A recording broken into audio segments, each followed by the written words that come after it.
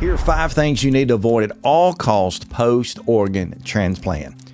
Number 1, avoid overly exposing yourself to the sun. I've had videos on this in the past, even most recently, about our 80%, yeah, that's right, I said our 80% risk of developing some form of skin cancer post-organ transplant. Now, most of that comes up because of skin cancers, and you really need to be cautious when you're out in the sun, particularly inside the first year, particularly while you're on certain medications. Now, with that being said, a couple of things you need to do is, 1, avoid some of that if you can. There are great benefits of being out in the sun and being out in nature. You certainly need to take advantage of that, especially the fresh air side of things. But while you're out there, keep yourself covered a little bit. Maybe wear long sleeves in certain situations if you can. Typically, you can wear a hat, keep your neck covered up at some point, maybe even just a little collar or a hoodie type thing if possible. I get every situation doesn't allow for that, but if you're not going to do any of that or all of that, you need to also be wearing some form of sunscreen. Now, I get it, I'm a dude. I don't like wearing any kind of sunscreen. I certainly don't want to smell like the Bahama Mama or my wife, and so I've chosen products in the past like Nuvia, I think that's the way you say that. It's an SPF 15, which is kind of minimum we need to wear all the time, particularly on our faces. You can rub that on. It's not greasy, doesn't leave any residue, doesn't make you look like a piece of chalk or anything like that, and it really has no scent. That's the real plus to that one. So I typically put a little bit of that on every day before I go out when I'm going to be out in the sun for a while. Just be overly cautious and avoid as much sun exposure as you can. Number 2, avoid sick people at all costs. You absolutely need to do that also inside of the first year. Being immunosuppressed or immune compromised, obviously, pretty much anything that you're around, you're probably going to pick it up. And when you do pick it up, it's going to be pretty severe. For example, one time my family and a lot of people in the community around me had what we call the stomach bug or the stomach virus. Most people were getting that. It was lasting or sticking around about 28, 48 hours. Not me. I was actually in the hospital for 8 days and sick for about 14 total. No fun whatsoever. And that's kind of the way things go, whether it's colds, flus, viruses, whatever's going around, COVID back a couple years ago or even now, you're just a little bit more susceptible to those things. You need to be overly cautious. So if you know someone who actually is sick or symptomatic, ask them to do you a favor and warn you. I used to love it when I would see people out and about. Maybe I'd go up to try to greet them, shake their hand. They say, hold up, back up, Jim.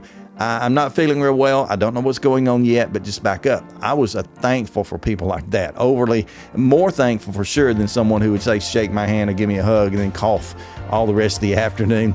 Just didn't like that. So avoid sick people at all costs. Number 3, avoid undercooked meats. Now I get it, I'm like you are. I believe a well-done steak tastes like shoe leather in general, but that being said, your life has to go before that. So I know there are going to be a lot of people in the comments say I eat rare all the time or medium rare, whatever.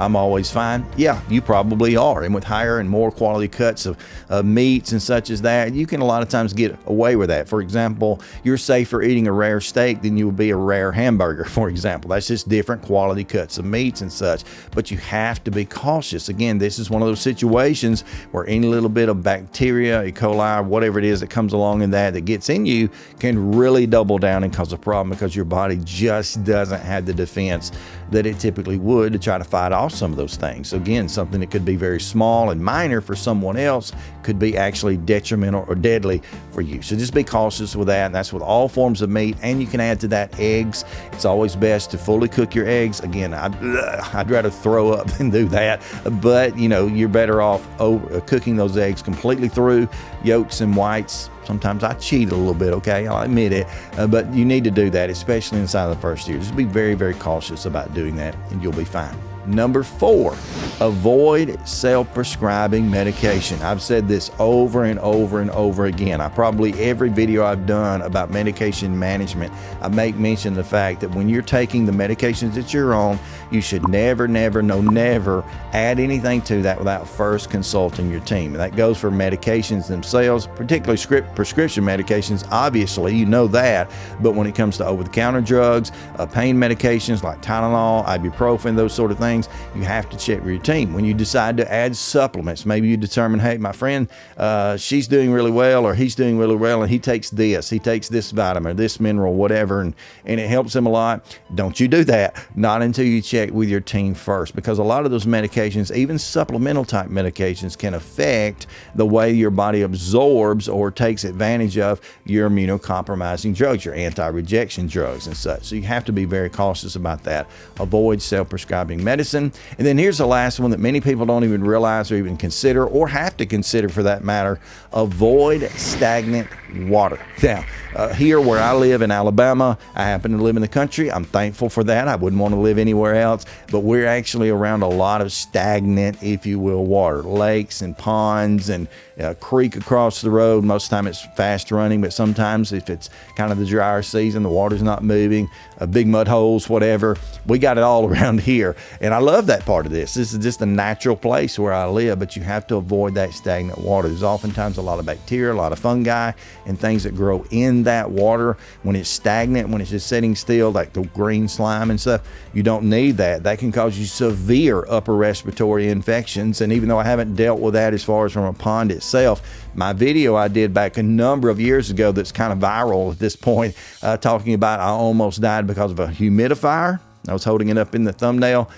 That right there, stagnant water. That's all it boiled down to. The water itself had been in there too long. It had kind of grown some bacteria up in the corners and edges I couldn't get clean, and it almost killed me. I was in the hospital that time for 14 days, actually treated with medication for 2 years after that. So that's just some of the things you need to avoid at all costs. Now, I'd love to hear from you. I'm sure there are a number of things that you are being cautious about and avoiding at all costs, if you will. Please leave them in the comments below so our community can continue to learn from one another, so we can grow and we can live the best life possible, and especially so that we can do this, stay stronger, my friend.